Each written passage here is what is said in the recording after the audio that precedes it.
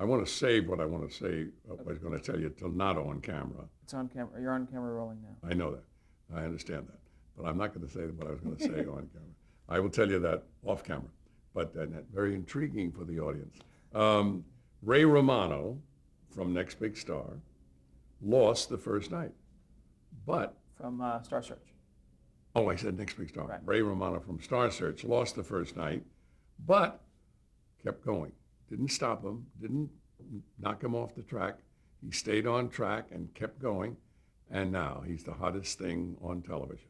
And he also is going to have another career because he's going to get into be in movies. He's a natural for, we talked about a long time ago, the second banana kind of guy in a movie. If there were a Cary Grant alive, he could be Cary Grant's best friend. Some of the stuff that Jerry Stiller is now doing, those kind of things could happen for Ray Romano. So he is just, he'll have this thing, they'll put this to bed, it'll live on in reruns forever, but he'll go on to other things because he's that talented. But imagine he didn't win the first night.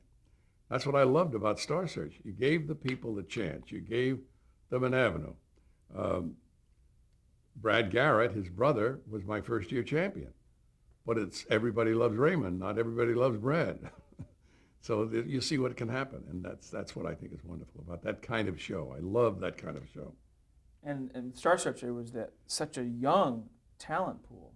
Yeah, well, we had that young category, which, a lot of people say, well, why do you show these kids and they're too cutesy pie or like that. But the audience loved them. See, the audience loves to see the little girl come out and tap dance or the little boy come out and sing a song. We had a guy came out and he was dressed all in black. He had a black cowboy suit on, a black 10-gallon hat that almost absorbed his whole body. He had the black boots, and he came out and he sang, "All My Exes Live in Texas." And I almost fell off the stool when I heard that. But the best one was a guy named Blake Ewing, who was having quite a career. He was the other boy in Richie Rich. He was the friend of Richie Rich, and he was one of the remake of the Little Rascals. So he's having quite a career. He's quite a talent, but he came out in a white set of tails. Now, I don't own a white set of tails, but he had a white set of tails with the white collar, the white shirt, and he came out and he sang, and he was 7 years old, and he sang My Way. Now, I was holding it in pretty good on stage, not giggling around, just holding it in pretty strong until he got to that section where he said, "Regrets, I've had a few."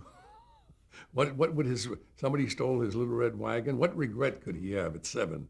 But then again, too few to mention. That put me away. But that's where the stars come from. They came from that pool, the Britney Spears and the Christina Aguilera. They all came from that pool, and they're popping up all the time. Now, Usher, all of a sudden, is now a big star. He was on the American Music Awards and just won the whole thing. He really was the hot act of the night. Young talent. So I'm very proud of what I did. I'm very pleased with the results. What would you say is your proudest professional achievement? Well, my proudest professional achievement is not in show business. It's getting my wings in the Marine Corps, becoming a Marine fighter pilot, staying in the reserve, rising to colonel. I think that's quite a thing to become a colonel in the Marine Corps. So that's kind of a very proud achievement as far as I'm concerned. Fly off a carrier. That's a rare thing. Not many people get to do that. And the fact that I taught it, I used to teach carrier landings.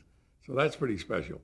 But as far as my work that I love, my profession, hooking up with Carson was the greatest thing that ever happened to me.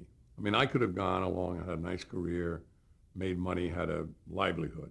But hooking up with somebody like that, borrowing that old phrase, hook your wagon to a star, I certainly hooked my wagon to a proper star, and that made everything else happen. But while I was there doing that work with him, that was the happiest time of my life. Those 34 years together, working almost on a daily basis. We didn't take the summer off. We didn't take a hiatus. We worked all the time, 52 weeks a year. So to be that intense together working for 34 years was wonderful. At one point, I surprised him one night. I said, "Do you realize I've just spent half my life with you?" And it was remarkable. There was a time when the day hit that I had spent half my life with him. And it was quite a moment. But the whole thing in a bunch, in a gathering, that's the high achievement of my life. And I must say, because of the interview, we haven't been able to cover the other hundreds of appearances and credits that you've done, but you have a lot. So I Yes. just want to put that for the record. Yeah. What about your biggest regret? My biggest regrets. I had a couple of failed marriages that I'm not too pleased about, but I'm now very, very happily married, and I'm very thankful that I'm able to be a married person and do it right. And we're extremely happy, and we've been together 12 years. So I'm very pleased about that. I'm very filled with intense sorrow that my oldest son died. Michael died when he was 44, 6 years ago. That really is a terrible blow for me because he didn't have a real chance. He didn't have a chance to, he was bothered by being the son of a celebrity. It didn't fit well with him, and he suffered some problems with that. But the fact that he, got cancer, I couldn't stop that, but I wish there was some way I could have, so he could be now enjoying life, with me. It would be wonderful. So that's a sorrow, regret in my life. But other than that, I'm very happy. I'm a very lucky and very happy man. I've had a wonderful life. I did what I wanted to do. I woke up every morning and looked forward to that day because I was doing what I loved. There's a capper for you right there. That's a good That could end it. capper to the question, but I have two more maybe. Okay. Almost there. What qualities do you think are essential for a television announcer or broadcaster?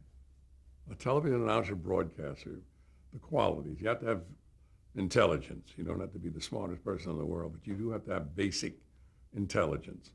You have to be a workhorse. You have to be able to really work because it's a tough life as far as the work schedule is concerned. You travel a great deal.